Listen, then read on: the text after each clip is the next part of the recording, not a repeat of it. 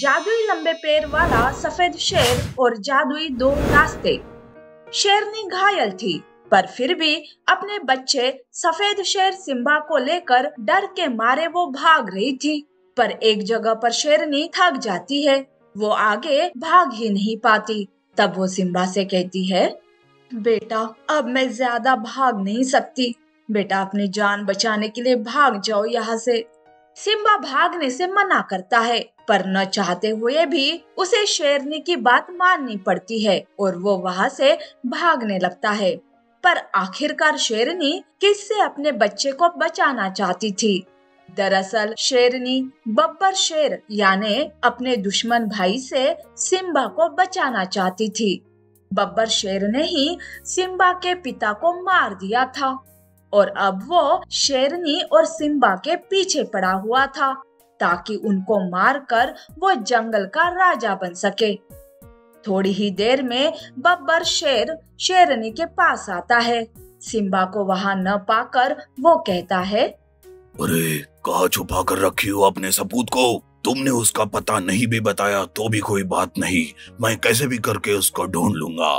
तब तक मैं तुम्हारी खातिरदारी करता रहूंगा, तुम्हें तो मैं तड़पा तड़पा कर मारूंगा। बब्बर शेर शेरनी को अपनी गुफा के पास लाता है और वो उसे पिंजरे में कैद कर देता है। शेरनी बिना खाए पिए बेहोश हो जाती है। जंगल के बाकी के जानवर बब्बर शेर के डर से शेरनी की मदद भी नहीं कर पा रहे थे। तो उधर सिम्बा भागते भागते एक अलग ही दुनिया में पहुंच जाता है, जहां उसे दो जादुई रास्ते दिखाई देते हैं। तभी वहां एक बाघ प्रकट होता है और कहता है, आओ आओ सिम्बा, इस जादुई दुनिया में तुम्हारा स्वागत है। इस रास्ते से जाओगे तो तुम आराम से पूरी जिंदगी जी पाओगे, कभी भी किसी भी बात की चिंता या तुम्हें कोई खतरा नहीं होगा। लेकिन हाँ, दूसरे रास्ते पर तुम्हें जादुई शक्तियाँ मिलेगी जिसका तुम्हें दूसरों के लिए इस्तेमाल करना होगा। ये सुनते ही सिम्बा बिना समय गवाए दूसरा रास्ता चुनता है। दूसरे रास्ते से आगे जाते ही वो बाघ सिम्बा के सामने फिर से प्रकट होता है और उसे आशीर्वाद देते हुए कहता है, बहुत खूब सिम्बा, तुमने अपने बारे में ना सोचते हुए दूसरे के बारे में सोचा, मैं तुमसे बहुत खुश हूँ। बाघ सिम्बा को जादुई शक्तियाँ देता है, जिससे सिम्बा के साधारण पैर लंबे बन जाते हैं। सिम्बा जादुई शक्ति से बब्बर शेर के गुफा के पास प्रकट हो जाता है। अपनी माँ को पिंजरे में कैद देखकर और उसकी हालत देखकर सिम्बा को बब्बर शेर पर बहुत ही गुस्सा आता है। तभी वहाँ बब्बर शेर आता है, पर सिम्बा के लंबे पैर देखकर वो चौंक जाता है। तब सिम्बा कहता है, तुमने मेरी माँ की ये हालत कर दी है, मेरे पिता को भी मारा, अब मैं तुम्हें नहीं छोड़ूंगा। बब्बर शेर से मुकाबला करने लगता है। उन दोनों में लड़ाई शुरू हो जाती है। बब्बर शेर सिम्बा का मुकाबला ही नहीं कर पाता और वो मारा जाता है। सिम्बा अपनी माँ को पिंजरे से मुक्त करता है और अपनी जादुई शक्ति से शेरनी को ठीक करता है। अब जब जब जंगल पर मुसीबत आती, तब तब लंबे पैर वाला सफेद शेर बनकर सिम्बा मुसीबत का सामना करता और जंगल के जानवरों की रक्षा करता। भूखा ब्लैक पैंथर और गोल्डन एलिफेंट। एक बार की बात है, एक जंगल में एक काला चीता भूख के मारे इधर उधर घूम रहा था। भोजन ढूंढते ढूंढते काले चीते को काफी वक्त हो गया था, पर उसे अभी तक कोई शिकार नहीं मिला था। वो थका हारा एक तालाब के पास जाकर मन ही मन सोचता है, शिकार ढूंढते ढूंढते मेरी तो हालत ही खराब हो गई। अगर मुझे शिकार नहीं मिला तो मेरी पत्नी मेरे सिर पर डंडा मार मार के मेरा जीना हराम कर देगी। यूं काला चीता सोच ही रहा था कि उसकी नजर वहीं पास में पानी पीने आए एक सूअर पर पड़ती है। काला चीता सूअर को देखकर खुश हो जाता है। चलो भगवान ने आखिरकार मेरी सुन ही ली, अब मैं इस सूअर का शिकार करूंगा। ये सोचकर वो सूअर पर हमला करने ही वाला था कि सूअर तुरंत बहुत तेजी से वहां से भाग निकलता है। काला चीता भी उसके पीछे पीछे भागता है। सूअर बचकर भाग जाता है। काला चीता भागते भागते कांटों भरे गड्ढे में गिर जाता है। ओए माँ, ये क्या हो गया? कोई मेरी मदद करो, मुझे इस कांटों भरे गड्ढे से बाहर निकालो। लगता है आज का दिन ही खराब है। एक तो शिकार नहीं मिला, ऊपर से कांटों भरा ये गड्ढा। ओए माँ। यूं काला चीता मदद के लिए चिल्ला ही रहा था कि तभी उधर से एक सुनहरा हाथी गुजरता है। वो काले चीते की आवाज सुनकर कहता है, लगता है काला चीता मुसीबत में है, मुझे उसकी मदद करनी होगी। ये सोचकर सुनहरा हाथी तुरंत काले चीते के पास जाता है। काला चीता सुनहरे हाथी को देखकर कहता है, दोस्त मेरी मदद करो, मुझे इस कांटों भरे गड्ढे से बाहर निकालो। परेशान ना हो दोस्त, मैं अभी तुम्हें इस गड्ढे से बाहर निकालता हूँ। ये कहकर सुनहरा हाथी काले चीते को उस कांटों भरे गड्ढे से बाहर निकालता है।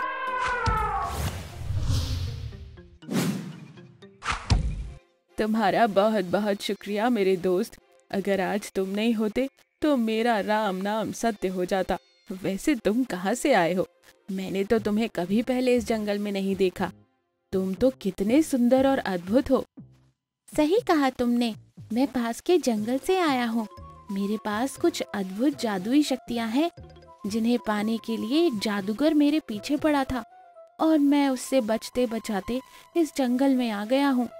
अगर तुम्हारे पास इतनी ही जादुई शक्तियाँ हैं तो तुम उस जादूगर से डर क्यों रहे हो? दोस्त, मैं अपनी शक्तियों का इस्तेमाल अपने लिए नहीं कर सकता, और हाँ, तुम मुझसे वादा करो कि मेरी जादुई शक्तियों के बारे में तुम किसी को कुछ नहीं कहोगे। दोस्त, मैं वादा करता हूँ कि यह बात मैं किसी को नहीं बताऊंगा। वैसे दोस्त, मैं और मेरी पत्नी बहुत भूखे थे। आज सुबह से मुझे कोई शिकार नहीं मिला। सुनहरा हाथी अपनी जादुई शक्तियों से काले चीते के लिए ढेर सारा भोजन लाता है। ये देखकर काला चीता खुश हो जाता है। वो सुनहरे हाथी का धन्यवाद करता है और वहां से सारा भोजन लेकर उसकी पत्नी के पास जाता है। काले चीते की पत्नी इतना सारा भोजन देखकर खुश हो जाती है और वो काले चीते से कहती है, तुमने अकेले इतना शिकार कैसे किया? काला चीता अपनी पत्नी को जादुई सुनहरे हाथी के बारे में बताती है। ये सुनकर उसकी पत्नी कहती है, अरे वाह, जादुई शक्तियों वाला सुनहरा हाथी। कल से तुम्हें शिकार करने की कोई जरूरत नहीं, तुम रोज उस जादुई हाथी से भोजन मांग लेना। काला चीता ऐसा ही करता है। वो रोज सुनहरे हाथी से भोजन मांगने जाता। सुनहरा हाथी रोज काले चीते को भोजन देता। यूं काला चीता और उसकी पत्नी बड़े ही मजे से भोजन खाते थे। दिन ऐसे ही गुजर रहे थे। एक दिन काले चीते की पत्नी के मन में लालच पैदा होता है और वो सोचती है, अरे ये बार बार उस जादुई सुनहरे हाथी के पास जाकर भोजन मांगना मुझे अच्छा नहीं लगता। अगर वो सारी जादुई शक्तियाँ मुझे मिल जाएं तो मैं इस जंगल पर राज करूंगी। मुझे किसी के आगे भीख नहीं मांगना पड़ेगा। मुझे किसी भी तरह जादुई हाथी की सारी शक्तियाँ लानी होगी। ये सोचकर वो सारी बात अपने पति को बताती है। अरे तुम ये कैसी बातें कर रही हो? वो मेरा दोस्त है, उसने मेरी जान बचाई थी। नहीं नहीं, मैं ये नहीं कर सकता। मैं अपने दोस्त को धोखा नहीं दे सकता। ठीक है, तुम ये भी बता दो कि तुम्हारे लिए दोस्ती ज्यादा जरूरी है या पत्नी? मतलब ये कि अगर तुमने मेरी बात नहीं मानी तब मैं चली जाऊंगी। नहीं नहीं, ऐसा मत करो, मैं तुम्हारे बगैर नहीं रह सकता। तो ठीक है, जल्दी जाओ और इस जादुई हाथी को यहाँ ले आओ। ये सुनकर काला चीता सुनहरे हाथी के पास जाता है। दोस्त, क्या हुआ? आज आने में देर क्यों कर दी? दोस्त, मेरी पत्नी की तबीयत ठीक नहीं थी, वो तुमसे मिलना चाहती है। क्या तुम मेरे साथ मेरे घर चलोगे? हाँ हाँ, क्यों नहीं दोस्त, चलो चलते हैं। काला चीता सुनहरे हाथी को लेकर उसके घर आता है। काले चीते की पत्नी सुनहरे हाथी को देखकर खुश हो जाती है। हाथी को बांध देती है। हाथी को कुछ समझ नहीं आ रहा था कि क्या हो रहा है। अरे दोस्त, ये सब क्या है? दोस्त, मुझे माफ कर दो। वो मेरी पत्नी चाहती है कि तुम्हारी सारी जादुई शक्तियाँ तुम उसे दे दो ताकि वो इस जंगल पर राज कर सके। अरे बस इतनी सी बात। अगर ये बात मुझे पहले बता देते तो मैं कब का आकर अपनी सारी शक्तियाँ खुद ही दे देता। चलो, अभी भी कोई देर नहीं हुई, तुम मेरे साथ मेरी गुफा में चलो। मैं अपनी सारी जादुई शक्तियाँ गुफा में ही रखता हूँ। काला चीता और उसकी पत्नी हाथी के साथ उसकी गुफा के पास आते हैं। जाओ दोस्तों, मेरी सारी शक्तियाँ उस गुफा में हैं, जाओ जाकर ले लो। काला चीता और उसकी पत्नी न आगे सोचते हैं और न पीछे। वो दोनों सीधे गुफा में भागते हैं और इधर हाथी अपनी जादुई शक्तियों से उस गुफा को बंद कर देता है। काला चीता और उसकी पत्नी भूख और प्यास के मारे गुफा में ही मर जाते हैं। शेर की माँ बकरी। बकरी ने शेर के बच्चे को पाला। एक समय की बात है, एक बकरी अपने बच्चे मेमना के साथ अपने झुंड से भटकती हुई जंगल की तरफ आ गई थी। तभी वहाँ एक शेरनी आती है और बकरी को देखकर बोलती है, अरे वाह, इतना अच्छा भोजन मिला है आज तो। बकरी और मेमना दोनों साथ में हैं। पहले किसे खाऊं? मेमने को ही खा लेती हूँ। बहुत स्वादिष्ट लग रहा है और इसका नरम नरम मांस तो आहा। शेरनी की बात सुनकर बकरी बोलती है, नहीं नहीं, मेरे बच्चे को मत खाओ। तुम चाहो तो मुझे खा लो, पर मेरे बच्चे को छोड़ दो। बकरी की बात सुनकर मेमना शेरनी से बोलता है, नहीं नहीं, तुम मेरी माँ को मत खाओ। अभी अभी तो मैं इस दुनिया में आया हूँ। मैं अपनी माँ के बिना नहीं रह पाऊंगा। कृपा करके हमें छोड़ दो प्लीज। बकरी और मेमने की बातें पास ही खड़ा शेरनी का बच्चा सुन रहा था। तब वो अपनी माँ से कहता है, माँ, तुम इन जानवरों को क्यों खाना चाहते हो? छोड़ दो इनको। बेटा, अगर मैं इनको छोड़ दूं तो हम भूखे रह जाएंगे। नहीं माँ, मुझे भूख नहीं लग रही है। माँ, अगर कोई आकर मुझे मार डालेगा तो तुम्हें कैसा लगेगा? माँ, तुम इस छोटे से बच्चे से उसकी माँ को क्यों छीन रही हो? शेरनी अपने बच्चे की बात सुनकर सोचने लगी, अगर कोई मुझे मेरे बच्चे से दूर कर देगा तो मैं जी ही नहीं पाऊंगी। तो भला मैं इन दोनों माँ बेटे को कैसे अलग कर सकती हूँ। तब शेरनी अपने बच्चे से कहती है, तुम सही कह रहे हो बेटा, मैं इनको नहीं खाऊंगी, बल्कि अब ये हमारे साथ हमारे दोस्त बनकर रहेंगे। इस तरह बकरी, मेमना, शेरनी और उसका बच्चा साथ साथ रहने लगे। ऐसे ही कुछ दिन बीत गए। अचानक से शेरनी की तबीयत बहुत खराब हो जाती है, जिस वजह से उसकी मृत्यु हो गई। शेरनी का बच्चा अपनी माँ के पास बैठकर रो रहा था। उसको रोता देखकर बकरी शेरनी के बच्चे से बोलती है, बेटा तुम मत रो, आज से तुम्हारी माँ मैं हूँ। अब हम यहाँ नहीं रहेंगे, हम यहाँ से दूर चले जाएंगे। और फिर तीनों दूसरे जंगल चले जाते हैं। शेरनी का बच्चा भी बकरी को ही माँ कहकर बुलाने लगा और इस तरह समय बीत गया। एक दिन मेमना और शेरनी का बच्चा खाना खा रहे थे।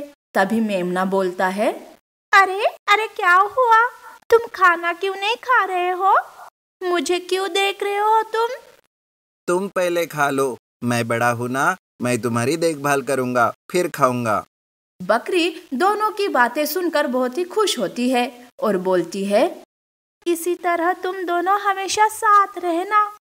और फिर एक दिन शेरनी का बच्चा बोलता है, सुनो माँ, वो हम दोनों जरा जंगल घूम के आते हैं। ठीक है, पर तुम अपने भाई का अच्छे से ध्यान रखना। और फिर दोनों जंगल की तरफ घूमने जाते हैं।